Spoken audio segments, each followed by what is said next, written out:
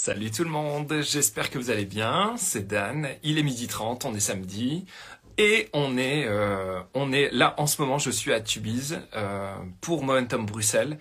Ce week-end, on va vivre un week-end à l'église Momentum, au Kinépolis, à 10h30 ça commence, et c'est surtout nos premiers baptêmes à l'église Momentum. Je suis trop heureux, trop content. Et bonjour à tous ceux qui arrivent au fur et à mesure. Je suis trop heureux de vivre ces moments. On a ouvert l'église Momentum à Bruxelles depuis le 11 septembre pour tous ceux qui ne sont pas au courant. Et on a déjà nos premiers baptêmes aujourd'hui, le 22 avril, le 23 avril, on fait ça, dimanche au Kinépolis à 10h30. Donc si tu es à Bruxelles et que tu veux vivre une célébration hors du commun, vraiment, il faut que tu sois là, et je t'invite vraiment à vivre ces moments avec moi. Aujourd'hui, je suis super content. On va vivre un beau moment d'interview avec un pilier de la louange, vraiment une colonne qui a béni tellement la francophonie, qui bénit encore tellement la francophonie. Et c'est Sylvain Frémont. J'ai eu vraiment la chance et l'honneur d'avoir pu être trouvé. On a fait une soirée Ma Dévotion à Ambilly, juste à côté de Genève. On aurait voulu aller à Genève en Suisse, et puis c'était compliqué au niveau, c'était Covid, c'était les frontières, tout ça, c'était le masque. Je sais pas si vous vous rappelez de cette période, mais en tout cas. Il y a une super église à Ambilly, et qui est vraiment juste à côté de Genève. Et en fait, on a vraiment été hyper encouragés et honorés lorsque j'ai envoyé un petit message à Sylvain pour lui dire: est-ce que ça te dirait de vivre un moment Ma Dévotion avec moi, de chanter 2 chants de mon répertoire lors de cette soirée. Et puis en duo, quoi. Donc et il m'a dit oui, il était super content. Et en fait, j'aimerais qu'on puisse faire une petite interview avec Sylvain. Alors Sylvain, si t'es avec nous, t'as juste à en bas tu cliques sur le plus avec la petite caméra, et comme ça tu vas pouvoir te joindre à nous. Je sais pas si je vais essayer moi d'aller chercher si Sylvain, il est déjà là. Alors, Sylvain, tac. Sylvain. Oui, Sylvain est là.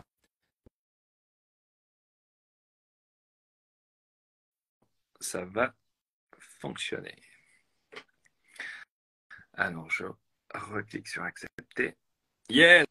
C'est Salut ça. Sylvain! Salut Dan, Comment tu vas? ça va très bien et toi? Ça va très bien. Tu es où en ce moment? Alors, je suis chez moi, en Suisse, dans la campagne helvétique. Helvétique. Voilà. Comment il fait? Est-ce qu'il fait beau chez toi là? Ouais, c'est mitigé, c'est pas encore le grand printemps, mais ça va, c'est Ça va. agréable. Là, en ce moment, je suis à Tubize, à côté de Bruxelles. Oui, Il pleut des cordes. Là, ça s'est arrêté, mais franchement, c'est pas un temps comme j'avais à Bordeaux hier. ouais, On est parti de Bordeaux hier, c'était quand même un peu plus ensoleillé. non. Et comment tu vas, Sylvain? Eh bien, ça va très bien, merci, encouragé par le ministère, par le service de Dieu, par plein de belles choses. Génial.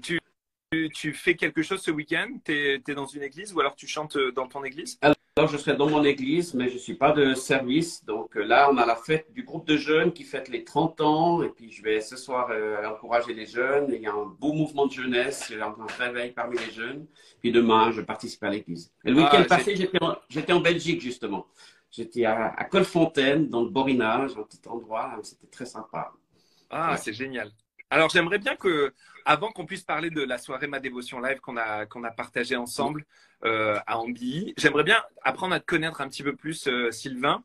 Et raconte-nous qui est Sylvain Frémont, quand est-ce que il a commencé son ministère, est-ce que tu es marié, tu as des enfants, raconte-nous un petit peu qui est le Sylvain Frémont, peut-être que tu n'as jamais partagé avec d'autres.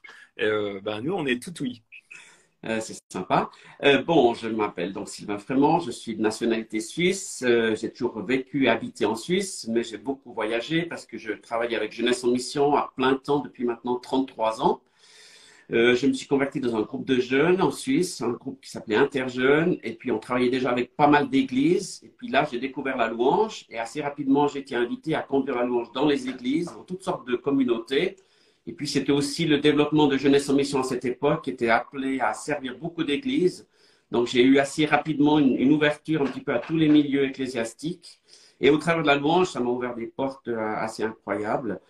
Moi, j'ai simplement servi dans mon groupe de jeunes, puis dans mon église locale. Et puis, en fait, les portes se sont ouvertes. Et puis, finalement, ça s'est élargi à toute la Suisse romande, puis à la France, la Belgique, l'Afrique, le Canada. Et parce que c'est devenu mon appel, Dieu m'a appelé quand j'avais 18 ans. Il m'a fallu un temps pour comprendre. J'ai fait des études. Je suis formé comme prof de musique. Donc, j'ai enseigné dans les écoles pendant quelques années. Mais je savais aussi que Dieu m'appelait. Donc, quand j'ai pu quitter mon travail et puis me joindre à la mission, c'était vraiment la réponse à une prière, une attente. Mais ça m'a pris quand même 10 ans de préparation, de formation, d'entraînement. Et puis là, après, je suis parti avec Jeunesse en Mission. Et puis depuis, je continue. Au début, j'ai commencé juste à accompagner les chants, parce qu'à l'époque, on conduisait même pas la louange, on accompagnait les chants. Hein.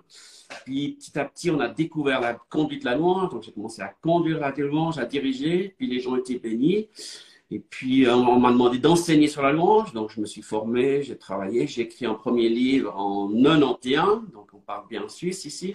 Et puis, ce livre a eu pas mal de succès, Vivre la louange, pas mal de gens l'ont lu, m'ont invité pour aller faire des formations. Et puis depuis, c'est un petit peu ce que je fais. Je fais autant de conduite de louange que de formation dans les églises, ou dans même des écoles bibliques ou différents séminaires qu'on me demande. Je suis marié avec Lynn depuis 36 ans cet été. Nous avons 4 enfants. Ils sont Bravo. tous engagés avec Dieu et ça, c'est une joie incroyable. Ils sont aussi dans le service, dans l'église et à l'extérieur. Et puis, on a une petite fille d'ici une semaine, un deuxième petit enfant. Waouh. Voilà. Félicitations, c'est génial. C'est trop, trop bien. C'est extra ce parcours. Est-ce que tu aurais, justement, pour ceux qui nous suivent et qui vont regarder le live en replay, est-ce que tu aurais une clé, toi, que tu as comment on arrive à savoir que c'est notre appel quand tu parles d'appel, Ouais. comment savoir que ben, tu es fait pour ça et qu'est-ce qui se passe en toi là, quand tu as cette décision à prendre? Comme beaucoup, j'ai beaucoup douté. Je me disais non, pas moi, je suis pas à la hauteur, je chante pas bien, je joue pas bien, je suis pas assez spirituel, je connais pas bien ma Bible. Je me suis posé toutes ces questions-là. Et puis, j'étais vers mes responsables de l'église, du groupe de jeunes, j'aurais demandé des conseils. Puis chaque fois, ils m'encourageaient pour un petit bout. Alors, je fais un petit bout. Il dit, vas-y déjà, la semaine prochaine, tu peux conduire la louange. Puis après la louange, il m'encourageait. Puis petit à petit, tout à coup, il y a une prophétie d'un prophète. Il y a un autre pasteur que tu connais pas qui te voit, qui t'encourage. Puis une troisième, puis une quatrième. Puis tout à coup, tu dis, bon, finalement, avec toutes ces paroles, ça commence à devenir un petit peu répétitif. Il faudrait quand même que je l'écoute. Puis en même temps, dans la prière, Dieu te parle, tu lis ta Bible, tu vois que Dieu appelle quasiment tout le monde à le servir. Donc tu dis comment je peux le servir, dans quoi? J'ai des dons dans la musique, ça me semble logique, mais j'ai peur, j'ai la trouille, donc je m'approche d'amis, je demande la prière, j'essaie de vaincre ces peurs, puis petit à petit, la confirmation, elle se construit, quoi. Mais c'est vrai que moi, à 18 ans, je voulais partir tout de suite à plein temps, quand j'ai reçu la première fois une parole. Mais c'était plutôt une fuite. Je voulais pas finir mes études, je voulais quitter ma famille, mes parents n'étaient pas chrétiens, je me sentais pas bien dans ma peau. Et puis Dieu m'a dit reste. Et mes amis aussi m'ont dit reste fidèle, continue, travaille, persévère. Donc j'ai fini mes études, j'ai fait mon bac, puis mon conservatoire, j'ai travaillé. Et puis quand je m'y attendais plus, c'est là où Dieu a confirmé, Mm. c'est le temps d'y aller. Et puis là, c'était beaucoup plus solide parce que c'était pas une fuite, c'était vraiment du sérieux et je savais que c'était pas pour une année. Alors, je pensais pas forcément que ça durerait si longtemps, mais voilà, je me sens à ma place et puis ça fait plaisir de continuer après toutes ces années. Génial. Alors, je pense que ça va aider plusieurs à se dire ben, pourquoi pas. Exactement. Effectivement, j'ai un feu en moi, j'ai plein de personnes qui viennent me parler, qui viennent me dire des choses, m'encourager, et moi j'ai peur. Ben, ça commence par un premier pas hors de la barque. C'est ça. Et si en fait Dieu voilà, t'a parlé, te dirige, ben, en fait c'est plus simple de l'écouter et puis d'y aller, quoi. Mais faut y aller. Mais j'ai commencé aussi par les choses toutes simples. J'ai pas commencé directement à conduire la louange. J'ai commencé à servir dans le groupe de jeunes, à faire ce qu'on me demandait. Donc, j'ai servi aussi dans l'animation, dans la préparation, dans les rangements, les nettoyages, toutes les choses pratiques. Puis petit à petit, dans la louange, puis ça s'est un petit peu affiné. C'est là où ça portait le plus de fruits ou de résultats, où les gens me confirmaient, quoi, dans cet appel. Exactement, exactement. C'est une super parenthèse.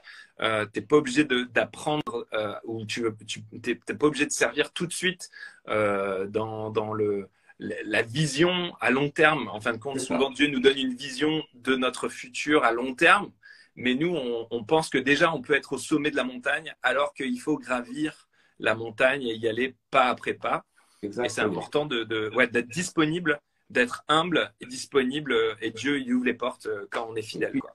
D'écouter les gens autour de nous. Je crois que Dieu met toujours des gens sages autour de nous, et puis il faut aller écouter les personnes qui ont de la sagesse, de l'expérience, du bon conseil, et puis suivre ces gens-là. Exactement, exactement. Toi, donc tu disais que tu étais musicien, tu joues de quel instrument? Alors, j'ai De fait tous les instruments? Non, j'ai fait plusieurs instruments, mais j'ai surtout commencé par le piano. Après, en tant qu'enfant, c'était pas très passionnant, donc j'ai fait de l'accordéon pendant plusieurs années. J'ai fait de la clarinette dans une fanfare. Donc, j'ai touché à pas mal de choses. Mais après, c'est vrai qu'avec la louange, ben, j'ai repris avec le piano. Et puis là, j'ai vraiment trouvé ma place dans le clavier. C'est vraiment mon instrument. Et ça fait Piano. combien et pareil pour le chant, est-ce que ça a commencé très jeune ou alors tu as chanté plus tard? Alors, j'ai commencé très jeune parce que j'avais un super prof de musique à l'école. C'est ce qui m'a donné aussi envie de faire ce métier. Et puis, on avait une chorale de garçons, un petit peu comme les chanteurs à la croix de bois. Ça s'appelait La Maîtrise du faisceau cadet vaudois. Et on chantait, on faisait déjà pas mal de concerts. Et c'était une très bonne qualité. On chantait du classique, du moderne, du Hugo Frey, du Bob Dylan, des choses intéressantes. Donc, ça m'a donné vraiment le goût à la musique, à chanter. Donc, j'aimais chanter, vraiment beaucoup. Et puis, alors que les gars de mon âge, ils aimaient peut-être moins chanter.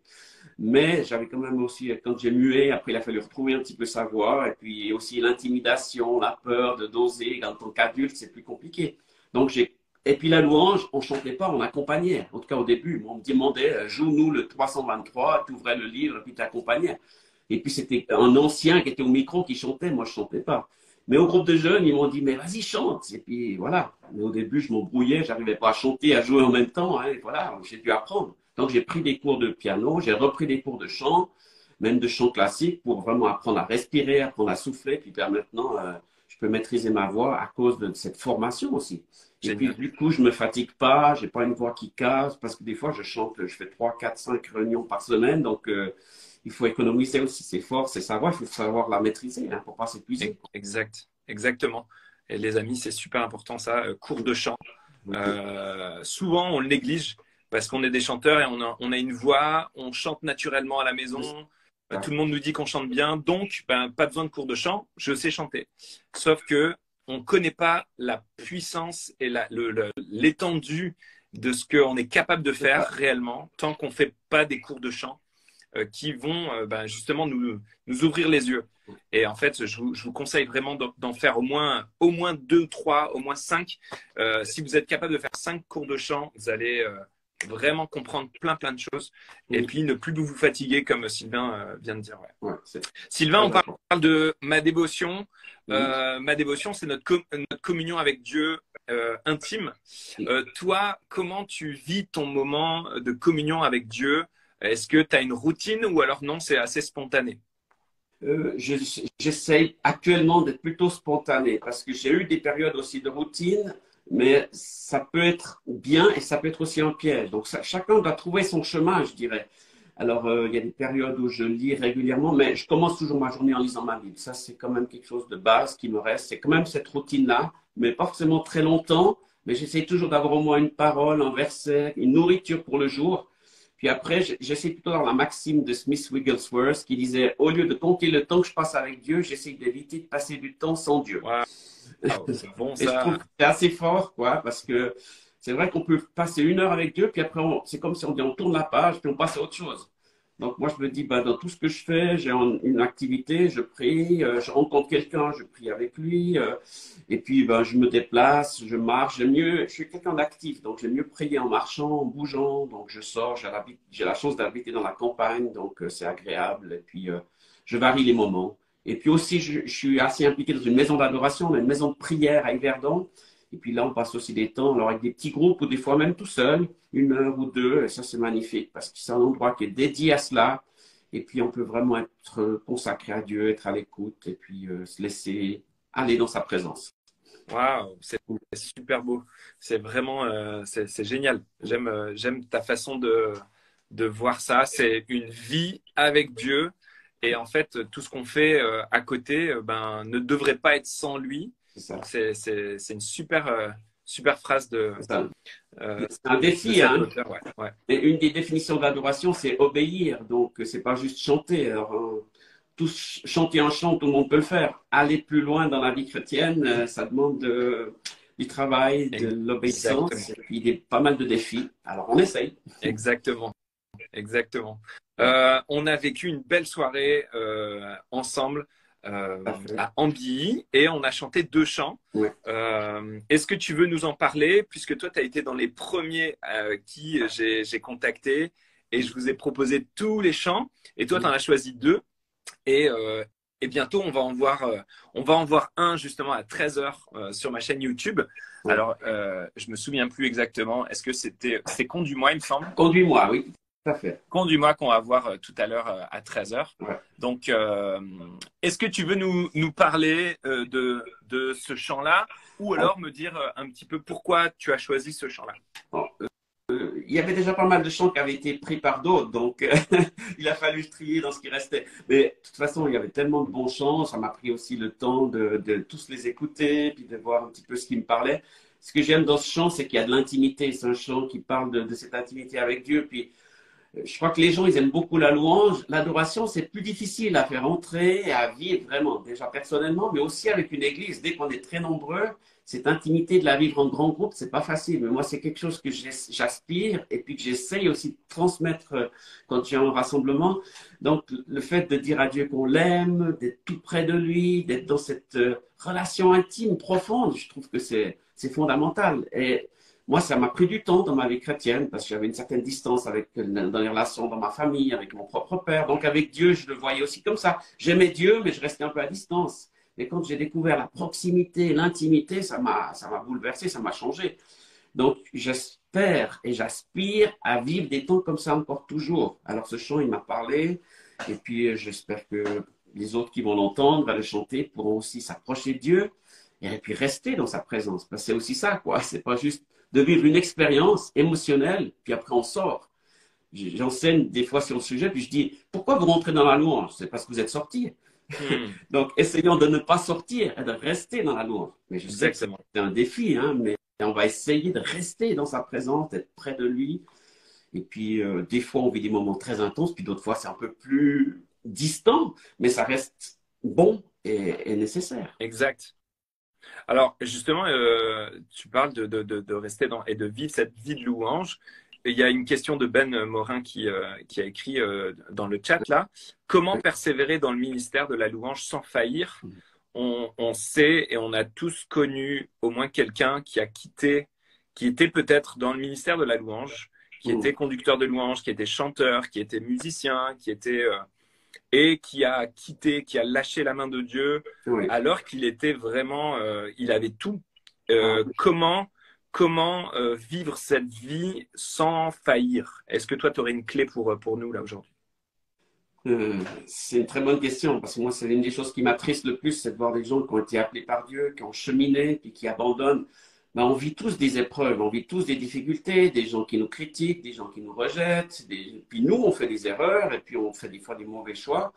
Moi, je pense ce qui m'a gardé, ce qui pourrait garder, c'est de rester attaché à une communauté parce que tout seul, un chrétien seul est un chrétien perdu, c'est impossible de tout Exact. savoir tout seul, même avec Internet et tous les réseaux sociaux. Et puis, deuxièmement, c'est d'avoir des amis proches, des conseillers spirituels. Déjà, bon, mon épouse, on prie ensemble, on parle ensemble, elle me remet de temps en temps sur la route comme je le dis un peu.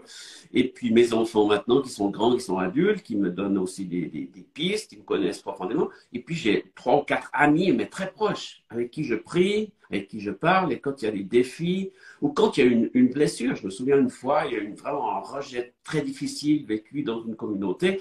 Bah, j'ai été prier avec un de ses amis. J'ai dit, mais je comprends pas, pourquoi, qu'est-ce que j'ai fait, comment ça s'est passé. Et puis, ben, on a tout déposé devant Dieu, on a pardonné, on a effacé, et puis j'ai pu me relever, quoi. Ça ne durait pas, au lieu que ça dure des années où tu te plains et tu restes victime de cela pendant 10 ans, mais tu dis, bon, bah, j'ai vécu ça, oui, c'était dur, mais Dieu est plus grand que ça, quoi. Exact. Il mérite quand même qu'on passe au-delà de cette épreuve, quoi. Exact. Surtout, moi, je pense aussi à tous les chrétiens persécutés. J'ai eu l'occasion d'aller en Algérie, d'aller en Afrique, dans plusieurs pays. C'est autre chose que chez nous. Donc, il y a des persécutions qui sont tellement plus intenses. Je me dis, bon, nous, on est des fois, on vit des douleurs, mais on n'est pas à ce niveau-là, quoi. Donc, Exact. relativiser un petit peu nos souffrances et nos échecs. Non, c'est vraiment génial. C'est vraiment super. Euh, je suis totalement d'accord avec tout ce que tu as partagé. Et c'est tellement important d'avoir des amis avec qui on va pouvoir être vulnérable en fin de compte. C'est ça. Et c'est l'humilité et la vulnérabilité qui va faire que on va perdurer. Si on est orgueilleux, l'humilité, c'est l'opposé de l'orgueil. Et l'orgueil, c'est je garde tout pour moi parce que je veux faire croire aux autres que tout va bien. Et en fait, ben non, j'ai les mêmes combats que tout le monde, mais j'en parle pas parce que j'ai peur qu'on m'aime plus. Et donc, je montre une autre image de ce que je suis vraiment. Et en fait, ben, c'est là que l'ennemi vient et il souffle dessus et il te brise. Et puis, tu penses que voilà, tu es tout seul. Et en fait, c'est l'humilité et la vulnérabilité de dire à quelqu'un, bah, OK, prie pour moi parce que là, je suis tenté. Au-delà, c'est dur. J'ai Voilà. besoin d'aide. Et c'est pas facile quand tu es dans le ministère de trouver les bonnes personnes avec qui tu peux tout dire. Mais je pense que Dieu, dans sa sagesse, il met autour de nous au moins deux, trois personnes. Il faut juste bien les choisir, puis après continuer dans la durée. Parce qu'ils te connaissent, ils savent tes faiblesses, tes forces, ils connaissent aussi ton entourage, ta famille, ton église, et ils peuvent vraiment te conseiller avec sagesse. Et ça veut dire que des fois, ils vont te reprendre un peu ou te corriger, il faut aussi accepter ça. Puis C'est c'est ça. pas toujours facile, C'est hein, ça. mais C'est c'est ça. indispensable. C'est totalement ça. Écoute, c'est génial. J'ai beaucoup, beaucoup aimé notre petit partage. Dans 8 minutes, les amis, on va lancer ce chant-là. Alors, malheureusement, il n'avait pas pu être sur l'album Ma Dévotion Live parce qu'il y avait beaucoup de chants et beaucoup d'artistes. Donc on a choisi ceux qui avaient eu le plus de temps pour travailler. Puis et je me souviens avec Sylvain, on avait C'est cool. vraiment beaucoup travaillé, mais il nous manquait peut-être une demi-heure, 1 heure de répétition, de travail C'est pour ça. se lâcher. Mais on s'est dit, c'est sûr que ça va bénir plein de monde, ce chant Conduis-moi. Donc, on va quand même le mettre bien en forme et puis on va le proposer à tout le monde. Et donc, ça, les amis, c'est dans 7 minutes sur ma chaîne YouTube, Dan Luyten. Vous allez sur YouTube, Dan Luyten. Sylvain, est-ce que tu as t'as des choses, des actualités bientôt que tu veux partager? Alors, oui, il y a une actualité, c'est qu'il y a un nouvel album qui est sorti, Oui, qui mais sort la oui, semaine bien prochaine. sûr. Donc, c'est un EP, 5 titres que j'ai produit avec Christian Frappier, un Yes, ami du Québec. On se connaît depuis 20 ans, on a collaboré sur yes. plusieurs projets. Puis là, on a travaillé intensément ces 2 dernières années. Vraiment, on a ciselé l'album en détail. On a fait que 5 titres. On voulait en faire 10, mais finalement, on s'est dit, on reste à 5, mais on va bien les travailler. Et puis, ben, je suis très content du résultat. Vous allez le retrouver sur les réseaux sociaux. Ça s'appelle 1 minute. Il y a un clip aussi. Et puis, mon fils, il a travaillé sur la vidéo, sur le graphisme, parce qu'il est très bon au niveau artistique, web design et tout ça. Donc, c'est une collaboration avec plein de gens proches. Et puis, j'espère que ça va bénir les gens. Ça va un petit peu dans une nouvelle direction par rapport à ce que j'ai fait. Mais je crois qu'on essaye d'évoluer, de grandir et puis d'explorer. C'est génial. T'es vraiment un modèle, Sylvain. Et Christian Frappier, c'est un musicien, un auteur, compositeur, Grand un talent. chanteur extra. Et Oui. donc, vraiment, les amis, allez écouter ça. C'est sur ton Instagram, d'ailleurs. C'est sur YouTube aussi. Oui, oui, sur YouTube. Il y a 2 clips. Oui, Il y Dieu a est 2 clips. capable et 1 minute. Voilà. Génial. Si jamais on veut te contacter, Sylvain, t'inviter, Où est-ce qu'on peut te retrouver? Est-ce que tu as un site internet ou alors c'est sur Instagram, sur les réseaux? Alors, sur Instagram, sur Facebook, et puis autrement, j'aimeédition.ch, c'est le département des éditions de J'aime, parce que ça, c'est une grande partie de mon travail. Je travaille comme éditeur de musique, et puis j'aime beaucoup aussi essayer de rassembler tout ce qui se fait au niveau de la louange francophone, et même anglophone, et proposer à toutes les églises des ressources au niveau de la louange. Génial, génial. Et si jamais on veut venir te voir dans ton église Oui. en Suisse, c'est où? C'est quelle église? Alors, je suis dans une petite église de campagne à Échalon, entre Lausanne et Yverdon. C'est une jolie communauté. On est intergénérationnel. On est à peu près 200, 250 le dimanche matin. Et puis, je conduis la louange une fois par mois. Et puis, le reste du temps, je suis à l'extérieur dans d'autres communautés où je sers. Bon, bah, génial, génial, génial. Merci beaucoup, Sylvain, pour ce partage. C'était super d'avoir Mm. tout ton enseignement. Tu es un puits d'enseignement, donc on en profite à fond. Vraiment, merci beaucoup. Que Dieu te bénisse et bénisse toute ta famille et ton ministère. Et puis, on se dit ben, à très bientôt. Merci beaucoup à toi. Et bonne suite aussi de ministère et au plaisir de se revoir sur les routes C'est dans les clair. villes où on se retrouvera. C'est clair. Amen. Merci beaucoup. Les amis, dans 5 minutes, on lance la vidéo de Conduis-moi, Sylvain et moi en duo. C'était ma dévotion live bonus. À bientôt, les amis. Ciao, ciao. Salut, Sylvain. Merci, au revoir. Salut, Bye, bye. bye.